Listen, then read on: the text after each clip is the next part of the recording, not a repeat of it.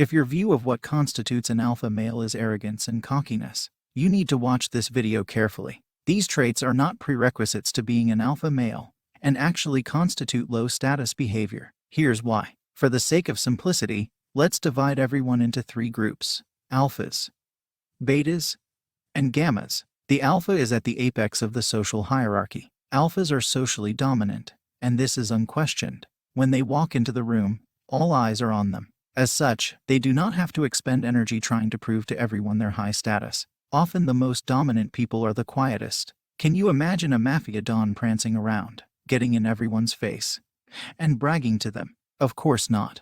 A mafia don knows his control is unquestioned. Likewise, with other alphas such as James Bond. I can't see him at a casino going up to everyone and bragging about his job or his car. James Bond does occasionally engage in aggressive and challenging behavior to his nemesis, but this is to provoke them into revealing their position. An alpha never has to raise his voice. The trait of alpha is quiet confidence. The confidence of a Magic Johnson or Sylvester Stallone or Arnold Schwarzenegger. This comes from being at the very top of their respective worlds. Below the alphas are betas. Their social dominance is unproven, and as such they must constantly invest energy in displays of status, including aggressive and arrogant behavior. Having an insecure status forces them to try to prove themselves by bragging about how much they're lift or about how sweet their car is or their latest sexual conquests. They are trying to establish social dominance. Think a loudmouthed frat boy. He is not alpha but is trying to become one through this behavior. The trait of a beta is loud,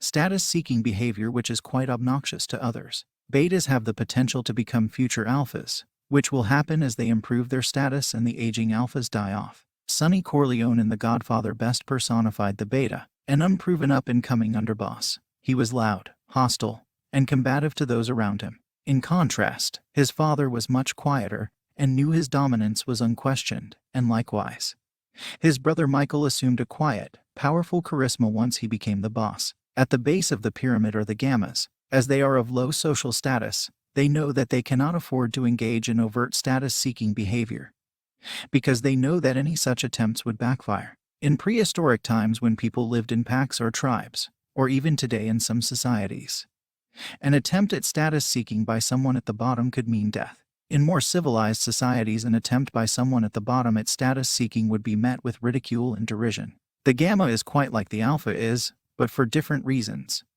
The alpha is quiet because his dominance is unquestioned, while the gamma is quiet because his low position makes status-seeking behavior a bad idea. Gamma will not be happy with his position and might make an effort to quietly improve his status. In today's society, a gamma might be a quiet, nerdy guy perhaps skilled at science or software or literature. The gamma may have been a victim of physical or emotional bullying by betas in school. Eventually, the frustration gets to the point where the gamma decides once and for all to throw off the mantle of gamma and start to seek supremacy. For men, this might entail building muscle to look more physically dominant, and eventually, they may migrate to the category of betas. Now let's return to what an alpha is. An alpha is someone who is at the top of their respective world. For Michael Jordan, it is basketball. For Donald Trump, it is politics. For Al Pacino or Sean Connery, it is film. For Steve Jobs or Jack Welch, it is business. There are fictional alphas as well, such as Don Draper. He was a master at advertising whose advice corporate titans eagerly sought. Their confidence comes from being extremely good at something and having experienced great success, but also setbacks from which they learned and were able to recover and grow. Bill Clinton lost an election as governor of Arkansas.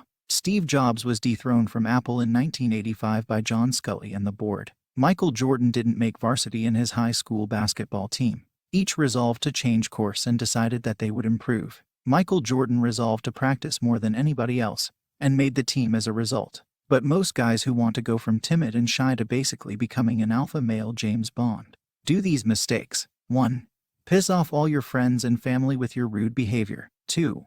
Repel all women you are interested in with your arrogance. 3. Make sure everyone knows you as the guy who is always staring like a creep. 4.